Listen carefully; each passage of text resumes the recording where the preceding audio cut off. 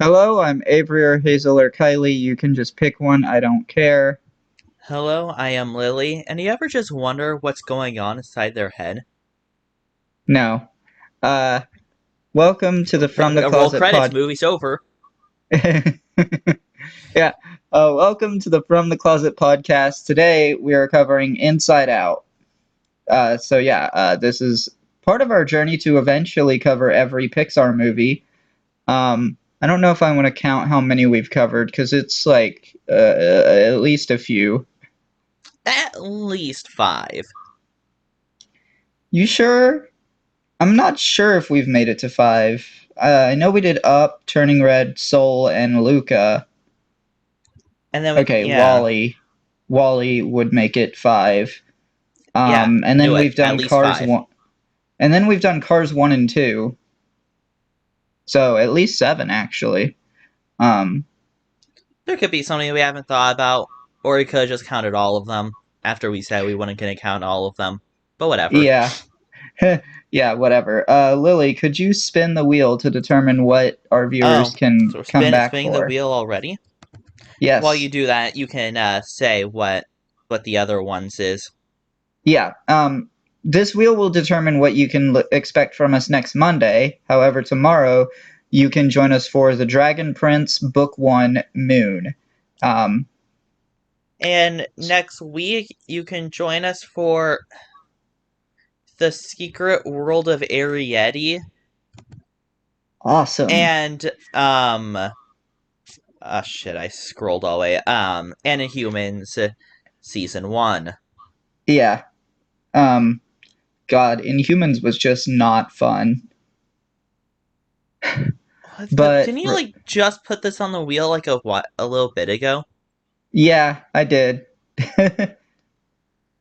It was like a couple of weeks ago that I put The Secret World of Ariete on the wheel. It's kind of annoying that we haven't hit some of the other stuff that's been on the wheel for longer. It's been like a Fucking full year since we've covered Shrek. I swear to God, I think we need to change the wheel to have it have better odds at if that slot hasn't been selected in a while. Or maybe just reduce the number of stuff on the wheel. Hmm. That may actually have to be considered. But Yeah, but until then, we're not complaining. We're talking about Inside Out. yeah, so obviously this podcast will contain spoilers for the movie. You will find a link in the description below to the Just Watch page for this movie, which itself will have links to all the places you can rent, purchase, or stream it, with price comparisons available for renting and purchasing. For us here in the US, it is available for streaming on Disney Plus. Also, in the description, you will find a link to our Patreon where you can vote on future episodes of this show, as well as get access to episodes before they release, as well as early access to episodes of our sister show, Off the Shelf, which is about books. And that podcast is exclusive to YouTube and Patreon. Also, in the description, you'll find a link to Anchor.fm, which is now Spotify for podcasters.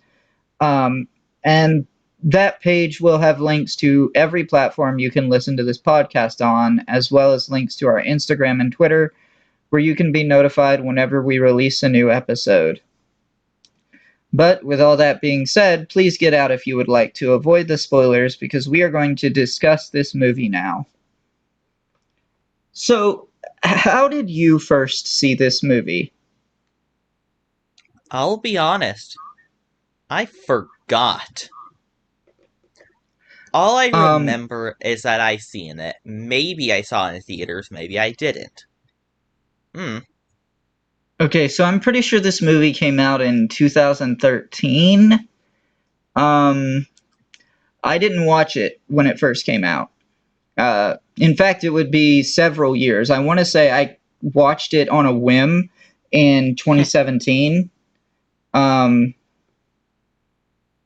I actually believe, well, I'm not going to say how I watched it for legal reasons, but I watched it on a whim. Avery legally got this movie from a friend, watched on DVD, and that's our Yeah, explanation. yeah, totally. But yeah, I completely just watched it on a whim, and I thoroughly enjoyed it. It instantly, I knew it was my favorite Pixar movie, I'll be and that had honest, this movie would be a contender for my favorite Pixar movie if Wally didn't exist. I personally love this more than Wall-E, but I mean, for me, it's because like I've been through depression, and while this movie, it's not like clinical depression. It's showing a temporary feeling of depression. It's it's still a pretty good depiction of what that's like. How I am um directly looking at sadness right now. Not yeah, sadness, like joy. when it comes to depression, it's not like it isn't just feeling sad. It's realizing that you're not able to regulate your emotions at all. Um, you are either going to feel one thing or nothing else. But And speaking about sadness, I mean that's basically what this movie is. It's realizing that sadness is needed in this world. yeah, like it's the movie is like showcasing the concept that there are times where a particular emotion, whether there are times where an emotion just absolutely has to be felt. You absolutely have to process um, like the things that are happening around you, and it's a good exploration of that. It's also a great exploration of toxic positivity. Though And I think for just a little bit we have to talk about the man behind the genius of this movie, Pete Docter. I believe that's his name. yeah, which I believe he was also behind Up and a few other Pixar movies. If I remember correctly, this movie was just a completely different movie, but they were struggling on it. And they brought in Pete Docter, and he basically said, I like the concept, but how about you don't do that movie and let's do my movie instead? And you And know, it worked. speaking of Up, there's actually some very, very interesting connections between this movie and Up. So many, in fact, that it's believed that Ellie from Up is actually Riley's aunt.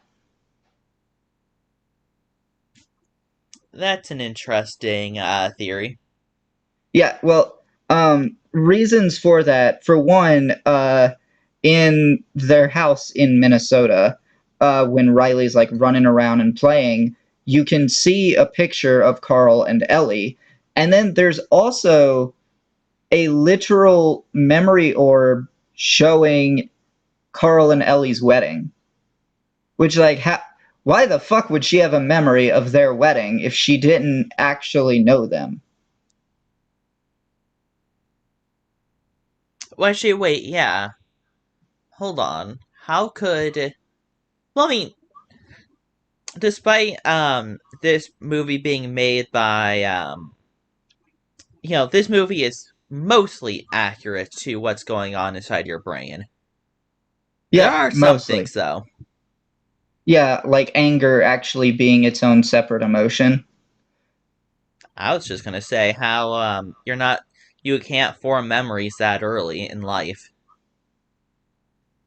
I mean, the thing that I'm thinking of is like anger, it isn't really one of the base level emotions like joy or sadness are. Anger always comes from a different emotion. I mean, let's be honest, he's a great character. He is a great character. But a lot of the stuff in this movie is like fairly accurate to the mind, like the subconscious being active while Riley is asleep. There's like the entire abstract thought thing that happens there. Like the 4 stages that they talk about in the movie are like actually real and everything. Um, and they I have don't think some my funny memories little, are being converted to 2D. At least I hope not. Are they? maybe. Oh god. I also love some of the little jokes and stuff. Like the deja vu joke is pretty funny, and then I've there's heard it. there's these facts and opinions look so similar, and then Bing Bong just picks them all up and puts them in the same box. That was funny. I like how he just says, that happens. Yeah, it's I thought that was pretty great. Um, Now, one of the other things that is a little inaccurate is the whole concept of core memories, because usually it's not just a singular memory that's powering like that aspect of your personality. It's usually multiple memories, just like intertwined with each other. But it doesn't matter. Because we need a Yeah, main plot that doesn't revolve around carrying like 500 memories. yeah. A lot of this stuff is fairly accurate, but it's oversimplified, which is uh, good, I guess, because this is a family-oriented movie. Yeah, I mean, I don't know how this movie would fare if it was incredibly realistic. Yeah, Because, like you said, this is a Pixar movie. I don't expect them to get crazy in all of this. yeah. And I do still think that this movie is like it is one of those movies that it feels mostly catered towards like the family and primarily targeted for the children's entertainment.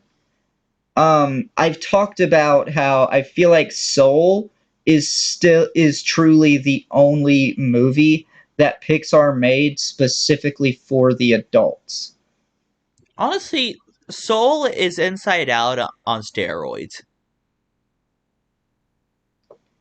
I would have Like, they. said Coco is Inside Out on steroids, but we'll talk about that later.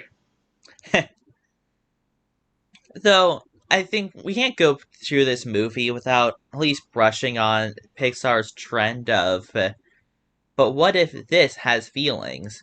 We had, what Yes. if the dead had feelings? Twice.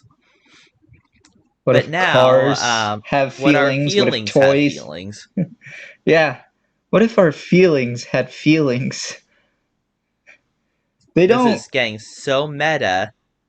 I I don't know And anymore.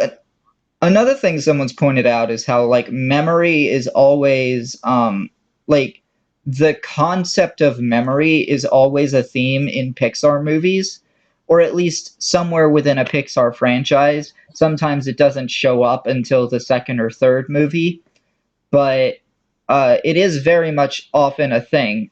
Uh, like even in Cars, there's the whole conversation about like remembering Doc Hudson as a racer. Like everyone had forgotten that Doc Hudson was a racer at one point. Um, and like at the end of Cars 1, like lightning literally like helps King get to the finish line so that like the memory of his last race isn't that he crashed and wasn't able to finish. And then you, of Yeah, course, in Finding Nemo and Finding Dory, you have the character of Dory, who's like all about memory and how awful forgetting can be. In Brave, you have the concern that the mother character is going to lose her memories and just be a bear. Um, Monsters in Incorporated was all about not letting the memories of the past die. and then you have like Turning Red, who like the whole the whole plot of that movie had to do with like things that were things that happened generations ago. Um, it permeates every Pixar franchise except maybe A Bug's Life. I can't think of how it's in A Bug's Life at all. Well, like a lot of Pixar themes, it skips A Bug's Life. But it's very much in this movie. Like, do I even need to explain how memory is important to this movie? Yes. Too bad I'm not going to. But I wanted an explanation about. Okay, actually, no. I do want to talk about one thing about memories. It's those little memory orbs. It's such a small little thing, but I love the design of them. Yeah, they're pretty cool. I like they I kind know. of remind me of like those little marbles. Yeah, marbles. Though if they were, I, bigger. yeah. Oh, but really, are they that much bigger? Because this is all taking place inside the head of an 11-year-old. Okay, well So if you consider like Joy to be a standard height for a person, they're pretty big. If you consider Joy to be physically inside your brain, so like smaller than Kirby, maybe a little bit smaller. yeah, like Joy is tiny. At least that's how my brain thinks of it. Well, not just Joy, but all of the characters, just about all of the characters in this movie. And speaking of that, I love how this movie kind of jumps back and forth between like the world of the mind and the outside world. And I mean, it's it basically was cause a game of cause and effect.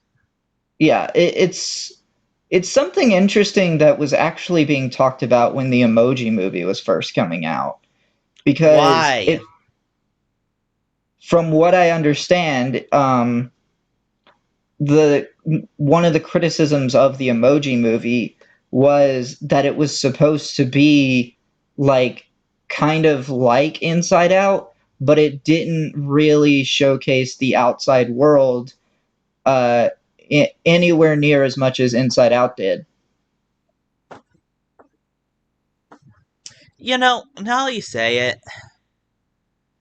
there actually are a few parallels from this movie to the Emoji Movie, and I wish I never said that out loud or thought about the Emoji Movie today. But here Well, we are. tough. Yeah. I wouldn't actually be opposed to covering that at some point, but it's I haven't even seen it, so I mean, I'd be opposed to watching it, but I know at some point we probably should cover it. It's not that yeah. bad. It's like um Avatar Last Airbender that we just never want to watch ever. Uh just The Last Airbender. We're Oh definitely yeah, going to sorry. watch I meant Avatar: The Last Last Airbender. Airbender. Well, we Yeah. were talking about movies. Yeah, but Though, the but then movie again, doesn't aren't have they? Avatar in the movie is just called The Last Airbender. I always forget that. Yeah. Cuz I think M. Night Shyamalan just didn't want it to get confused with the Blue People movie. That would actually make sense. And oh yeah, I saw Avatar in theaters. No, I thought did you see in 3D? I love Blue People. Ah, yes. Blue People like sadness. But yeah, Is that racist? Bluist? Emotionist. moving And on. that's it. I think I just created a new word. Moving on. So I I want to talk about something that a lot of people seem to not understand with this movie. Hmm. Um, a lot of people will watch this movie and they'll be like, "Oh, Joy's annoying," and like the blah blah blah blah. Um, I didn't like the main character Joy, blah blah blah. Like, do you not understand that that's the point? You're not supposed to like her. She's the villain. I mean, there are some like her lines are actually pretty good, though obviously her motivations are something else. Yeah, like the whole thing with this movie is like they very clearly intended for Joy to be the villain. Like they're exploring the idea of toxic positivity here, but they also wanted Joy to be the protagonist, and it's a lot of people can't seem to wrap their mind around the fact that a protagonist can be a villain, and it annoys me so much. Well, I mean, also they could also just be ignoring the main plot of the movie and being like, "Oh, it's Joy. She should be happy, the main protagonist, and not annoying." Because happy is positive, good. It very easily could have told a story where like where it has just a regular happy ending where the entire goal is uh for Joy just to get back to headquarters and make Riley happy again. The fact that we end somewhere else, the fact that the movie is like sending the message that sometimes you need to feel sadness and that's okay. I feel like that's what makes it such a good movie. I feel like I wouldn't like it as much if Joy actually got her way. I mean, can we also talk about the other three emotions and their clusterfuck in the mind?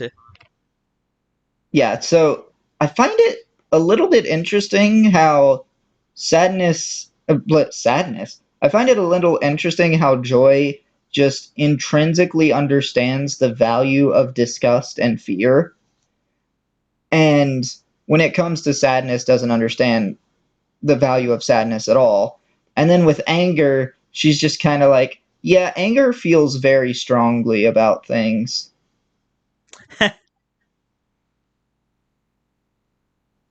And it's Yeah. like, I don't know, Oh my it's god, wait, do you remember that, the introduction to Anger when he's, holding up the paper? yeah, and the No newspaper says desserts! no dessert. Experts are in. Dessert is good. I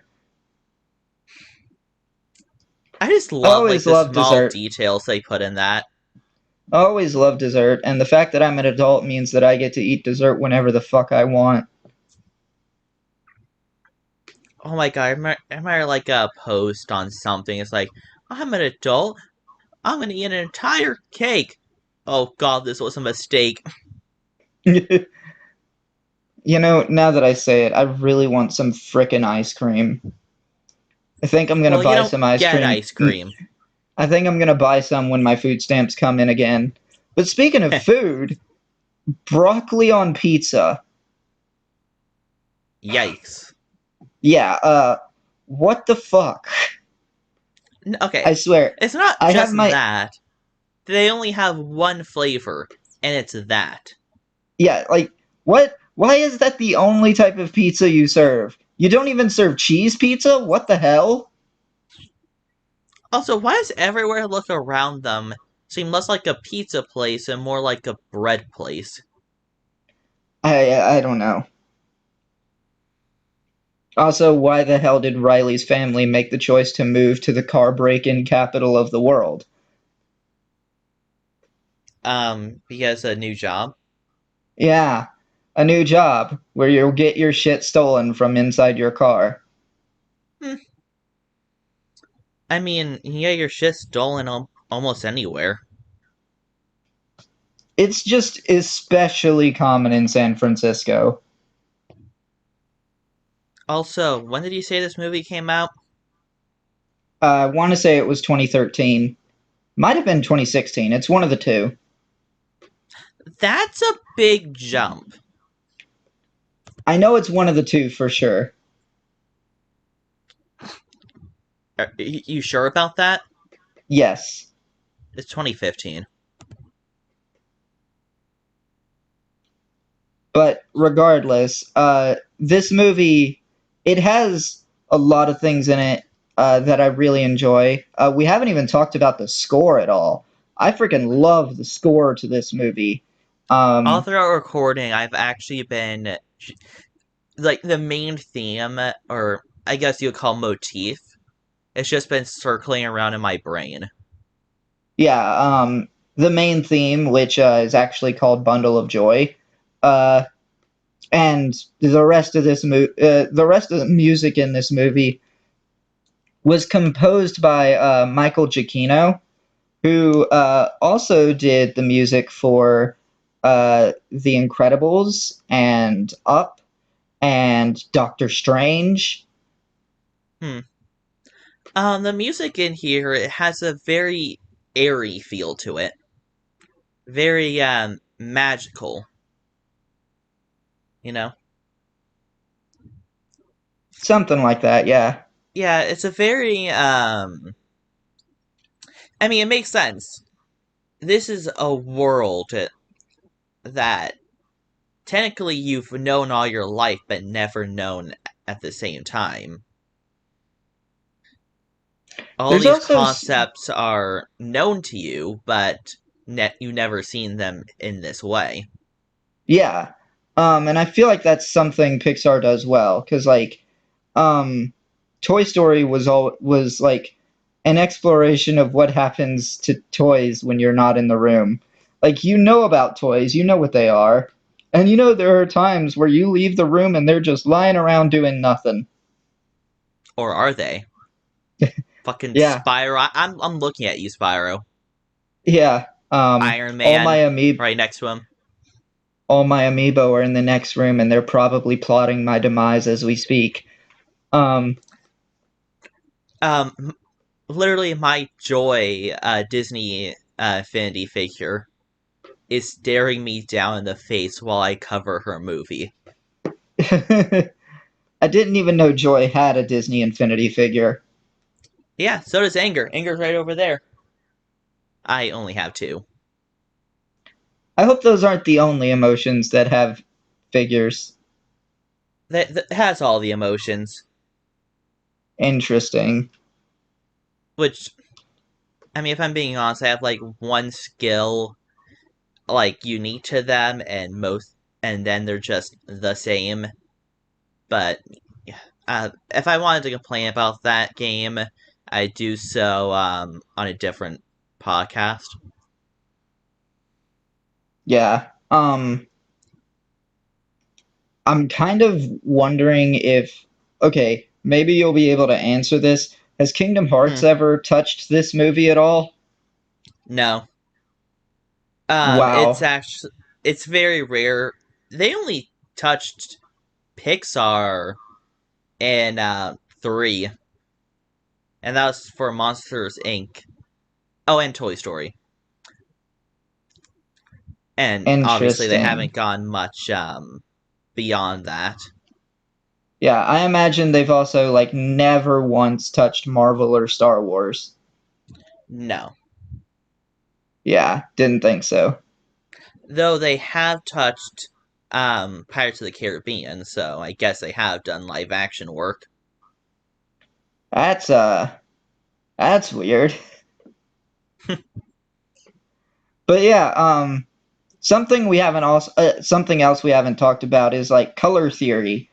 Because one of the things I find interesting about this movie is like Joy is yellow, but she has blue hair, which Yes. is it's a good way to signal to you that Joy is has pronouns. I mean, is going to feel sadness Has at some pronouns? I'm point sorry, in. what?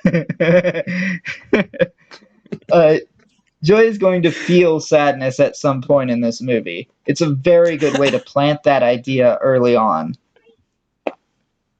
Also, I can't tell from all the way over there, like Joy is like on the other table across from my bed, but I think she also has blue eyes.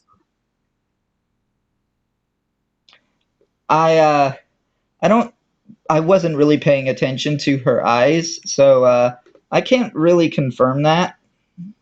Also, okay, here's a question. Does Anger even have hair? No, Is Anger has fire. hmm, like would But fire be his hair? no. But like I find it is another thing though with like Anger being red that tracks with many other things where Anger is like shown as like red. Disgust being green is an interesting one, and I think she's only green because broccoli is green. I don't think so. But she's not just disgust. She's also having traits of envy as well. I mean, And green is the color of envy. I guess that would make sense, but like I don't know. She seemed like most of disgust was just like broccoli. But Yeah, yeah, I always figured that it was because of the color of envy. yeah. But then like you have sadness who's blue, and like obviously like feeling blue is an expression that people say all the time, referring You to know, sadness. rain, that stuff, you know. Yeah. So like I think the weirdest one to me though is purple being fear. That does sound like an oddball, but it Yeah, almost makes sense at the same time. like just coming from me where like the only other time I've seen fear associated with a color is DC Comics, where it's associated with yellow. Which, I mean, we can't have fear being yellow. Joy is yellow. Yeah, And let's be honest, Joy was the first character being made in this movie. yeah, it feels like purple is completely random to me because like when I think of purple, um, honestly, I purple is the color that's usually associated with something like royalty, or in DC Comics, purple is actually associated with love. Um, Huh. Though, I don't know. It Despite it having no prior connection, Purple and Fear, or at least the character of Fear in this movie, kind of just fits. At least to me. I don't know. It feels random to me, but I think it's fine. It's like they needed another color, sure. I mean, I'm kind of glad that they didn't go with orange, just because I'm not a big fan of the color orange. Fear would not look good in orange. It's just not his color. Yeah. So I don't know. If you had to go with like just the primary and secondary colors and exclude one of them, I'm glad orange was the one that was excluded. But that's just And there has been rumors that they're gonna add new emotions to the second movie. And I'm only bringing this up because they're just rumors, and I have I absolutely no idea how to fact check them. I have no idea if I'm gonna like that or not. The whole thing about this movie getting a sequel. Um, for starters, they very much like they very much intentionally left room for a sequel at the end of this movie. But at the same time, it's been 8 years since this movie came out, and I'm just like, okay, it feels like you waited a ridiculous amount of time. And I know why. It's because they wanted to focus on original movies for a while and not do sequels. They released like 7 or 8 uh, original movies in a row, depending on how you count Lightyear. Um, It's complicated for me. But yeah, I mean, yeah, especially since their original movies for that time were banging. I mean, like thinking about the original movies they released, quite a few of them have some mixed reviews. Like, as much as I hate it, Turning Red has gotten some really negative reviews out there. And I'm just like, this was a good movie, y'all. Like, why are you mad? And then, like, of course, Elemental, I'm seeing getting mixed reviews. I haven't even seen the movie yet, so there's that. Honestly, like, I don't know about if I definitely would not call Elementals bad. Yeah. And then you have Luca, which I think most people loved Luca and Soul. Um, God, I but love Soul. I think the bigger problem with Luca is that just that not a lot of people even watched it. But then we also had Onward as well. Onward is actually another one that has a lot of mixed reviews. Um, I actually know some people who genuinely think it's a bad movie. I don't Mixed agree with reviews. them. I think they should mix these nuts. Wow, you spend all And day coming I up with know, that so one. creative. I actually struggled with my comedy emotion for that one. Your comedy emotion, yeah.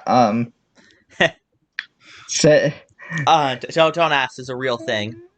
yeah, I would just like the record to show that Lily thinks my jokes are bad. Because they are. I mean, you just made a D's nuts joke that didn't even work. And So, I don't know if you have room to talk, but regardless, yeah, like it's been 8 years since they did Inside Out 1. Um, and it's going to be another year before the movie even comes out.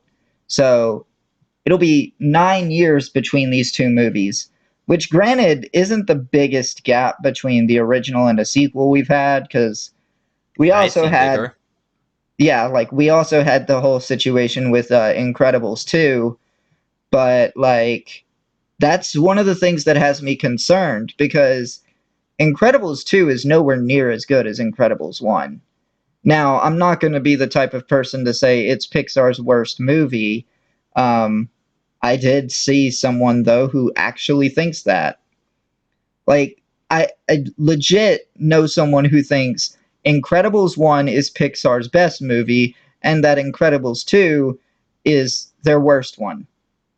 I'm not going to sit here and say that Incredibles 2 is the worst movie that Pixar's ever made. Cars 2 exists. However, it's definitely somewhere in their lower quarter. Yeah, I mean, I'd put Incredibles 2 somewhere in the bottom half. It like it's down there with like Brave and The Good Dinosaur,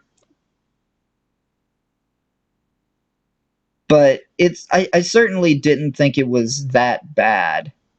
Um, but I think this movie, like, still is my favorite. It for a while, I was kind of conflicted when it came to Luca and Turning Red because I loved both of those movies so much. And I definitely think they are number two and number three for me. As for far as which is which, I'm not sure. Yeah, but And I none of know, those movies have robots that clean up the environment. Well, for one, they don't need it. You know, I think every movie should have a robot that cleans up the environment. What if the Okay, movie actually, is about robots like killing off humanity? a little bit based, not gonna lie. Though I'm Wow. actually, um, you know, we have all these Pixar sequels that are coming out, and I don't know if I'm happy or a little bit sad that they haven't touched Wally. Probably a little bit happy if I'm being honest. I feel like at least some of the sequels are things that Pixar genuinely wanted to make.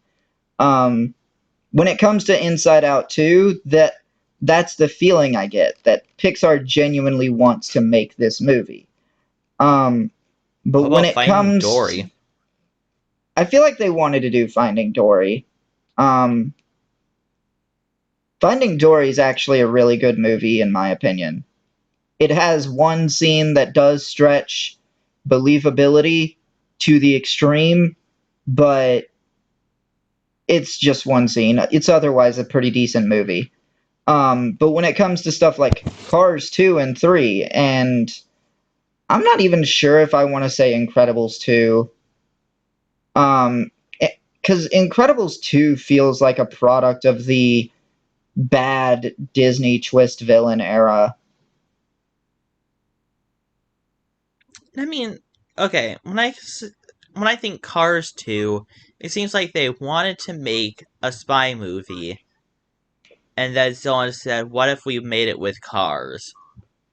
Yeah, I don't know. It felt too weird to me. But like to me I see like, oh, they're making Toy Story 5. I feel like this was a decision Disney corporate made rather than Pixar themselves. Yeah, that's just I don't know. Like I don't Especially they announced it close to two other Disney sequels. Yeah, Frozen 3 and Zootopia 2. And then like Disney is also doing like a live action Lilo and Stitch and live action Moana. And I'm like, okay, yeah, these all of this stuff, it feels like these are Disney corporate decisions rather than creative decisions.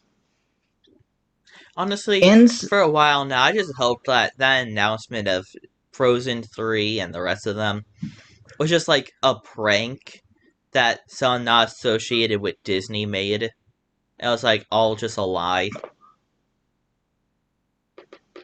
yeah, unfortunately, that's not the case. With Inside Out 2, though, I don't think that it's a I don't really feel like it's a corporate decision because I don't think Inside Out did well enough that Disney would be demanding a sequel. It still did decently well, but it felt like it did it just enough that it could be a one and done if if they wanted it to be. Yeah, I hear what you're saying. Yeah, but I don't know. Though it also got It's them good reviews, like, damn. I mean, it's deserved. The way it the way it tackles depression is pretty good. It's decently kid friendly. It's about as good as you can do it while still being kid friendly. Like I don't know how you would approach this any other way. Um, I also love the visuals in this movie. yeah. And we'll talk more about some of the visuals when we cover Coco, because there's a lot of visual similarities between this movie and Coco.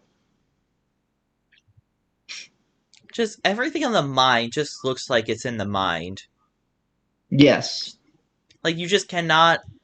Has such a unique world that you just could not mistake it for anything else.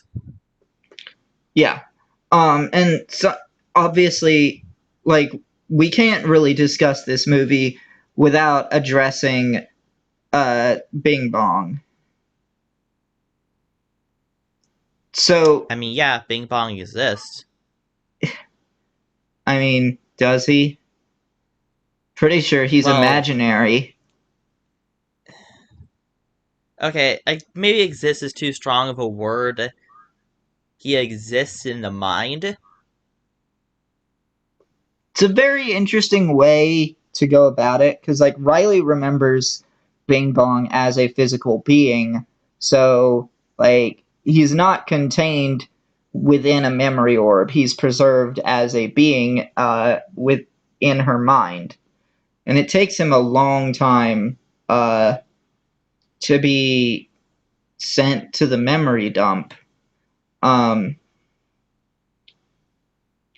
And Mm-hmm. honestly, Bing Bong's death for me is like one of the saddest moments in Pixar, just in general. I mean, he did sacrifice himself to, for Joy to get up and save. Technically, the entire world, would have been gone if, you know, Bing Bong could not have saved himself. He needed, Joy to get out there. I don't know if it's fair to say the entire world would be gone. I feel like that's a bit extreme. I mean, technically, their world. I don't even know if that's necessarily true. It's just like the islands were uh, all of the islands of personality would have been gone, but like everything else, like headquarters and most of long-term memory would probably have survived.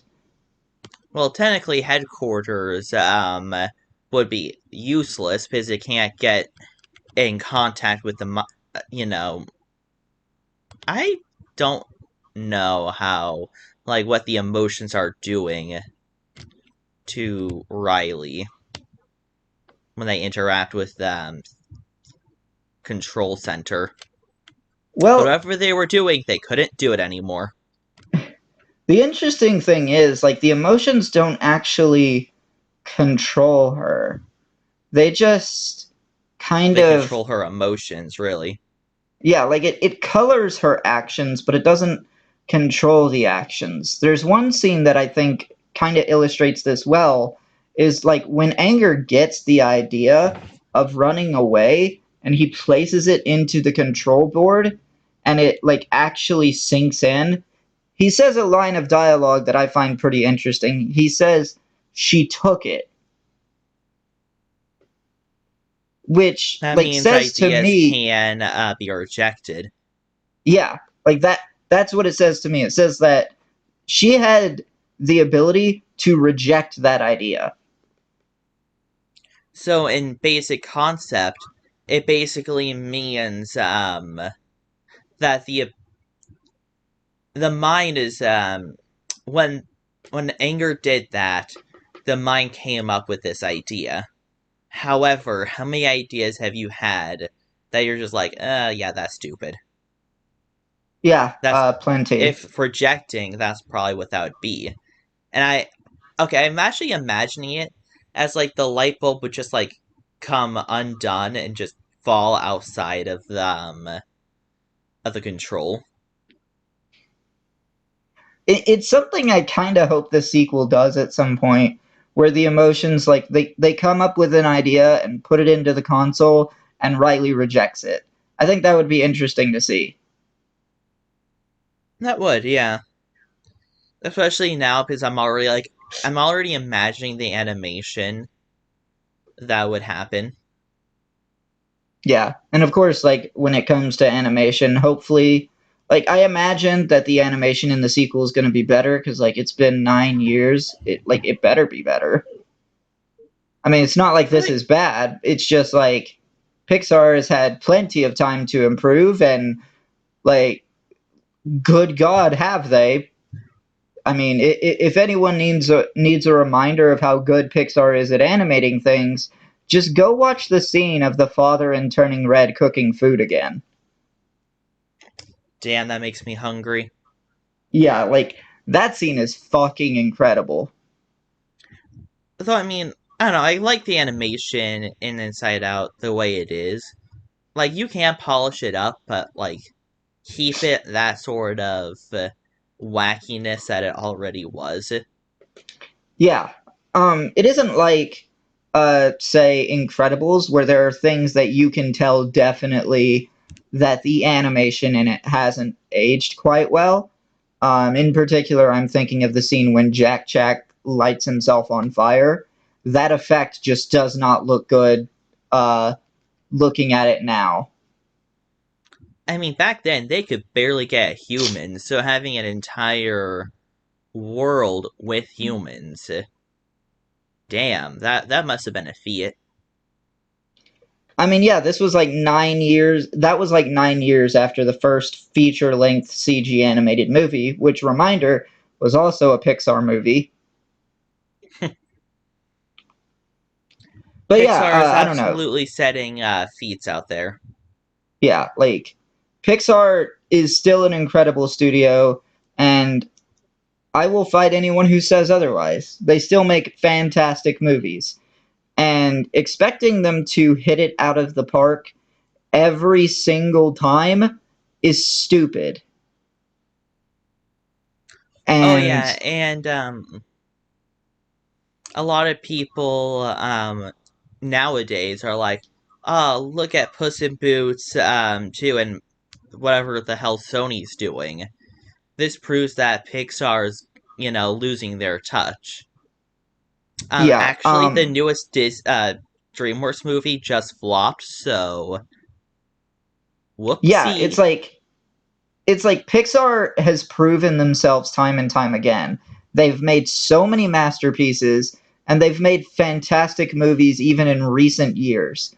Meanwhile, you have Sony over here, who, let's be real, Sony's best movies are the Spider-Verse movies, and they don't have any other really big, like, animation hits beyond that.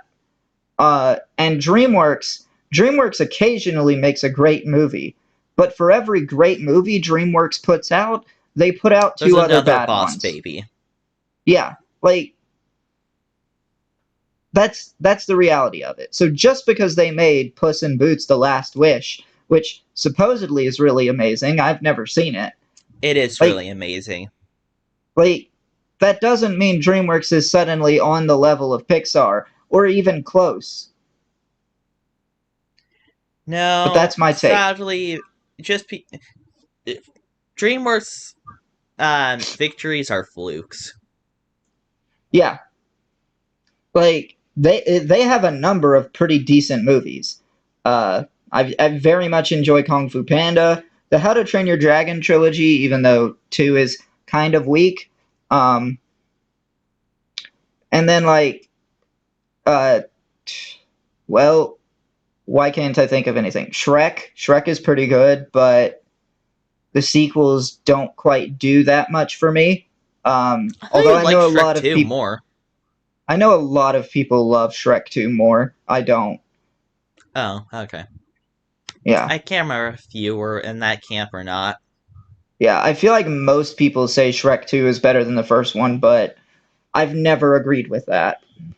No, I haven't watched Shrek 2 in a while. Apparently not for a while because, the wheel. Yeah, it feels like it's going to be for fucking ever before we get to it. What did the wheel land on again? Secret World of Arietti. Ah, yes. Okay. And see, that's another studio where it feels like Studio Ghibli. It feels like a lot of people like just kind of forget that they're also still putting out really good movies, but their track record isn't they put out an amazing movie every single time. They have their bad ones too, and saying they're dead just because one or two bad ones came out in a row is dumb. I'm sorry, but if you guys think Pixar's not going to put out another fantastic movie in like the next couple of years, you're nuts. I mean, I don't know. Disney could just be like, we don't care about Pixar anymore, which is Yeah, not and probable, but it is something they could do. yeah, like Disney completely shuts down the studio. That would be stupid. They could do it though. Yeah, I believe they're even looking at that button as like completely shut down Pixar button. They're like, "Ugh, we could press it at any time. We have complete power to Yeah, do so." and it's weird to me too, because like the whole the whole identity of Pixar, it's like you know when you're watching a Pixar movie. A lot of people like they'll refer to Pixar characters as Disney characters, and that's fine. But I don't ever hear someone calling a character that's not a Pixar character a Pixar character. Like, I don't think I've ever seen anyone think that Wreck-It Ralph or Moana were made by Pixar. Though, okay, I had this stupid conversation one time. I can't remember. I can't remember if it was one way or the other way. So, but it was a movie intro, and we were trying to figure out what movie it was. My parents said a Pixar movie when it was clearly a Disney movie, or a Disney movie when it was clearly a Pixar movie. And it just made me look like. But the intro is like, yeah, so what? I think. Oh, actually, no, I think it was. No, anyway, I can't remember. But it just made me look at them so dumbfounded. It's like, what do you mean, what? Yeah, well, from what you've told me about how your parents interact with movies, I feel like they would be really, really bad at movie trivia. Yeah, probably. Yeah, It's but really hard to talk to them about any sort of movies. yeah. I mean, you said they thought the Angry Birds movie was good, so Yeah, they quoted that oh my god bird for days, if not weeks. yeah. Like, I don't know. Back on this movie, I feel like it's pretty great. I don't really know what else to say about it. Like, I've talked about, like, how good the comparisons are, and how, yeah, they do oversimplify it a bit, but, like, bottom line, this movie is showing that sometimes, you don't It's feel good to be okay. sad. Yeah, like sometimes you don't feel okay, and it's okay that you don't feel okay. Yeah, I think we've actually covered every bit of this movie, and that's why we're about to go over an hour. Yeah, wait, what? uh, yeah, just go ahead and get to the critic ratings. Sure thing. Um, IMDb gives this a 8.1 out of 10. Rotten Tomatoes gives this a 98%. And Common Sense Media gives this a 5 out of 5. And of course, Hmm, 87% of Google users like this movie. I am giving this movie a 9.7. Damn, that is very high. Though, I've been thinking about like how high do I want to give this? And I feel like every time I think of a number, it's like, that's too low. So I also have to join you in that nines, but 9.4. Yeah, like I feel like this movie is genuinely so good, it deserves to be in the nines, and most movies don't get up that high. I forgot whatever I rated Wally, but make it higher than that. Yeah, but with all that being said, though, like was mentioned earlier, you can join us tomorrow for the Dragon Prince Book One Moon, and you can join us next week for the Secret World of Arrietty and Inhumans. But until next time, I've been Avery. That's been that. Wait, what? I've been Avery. That's been Lily, and we will be seeing you.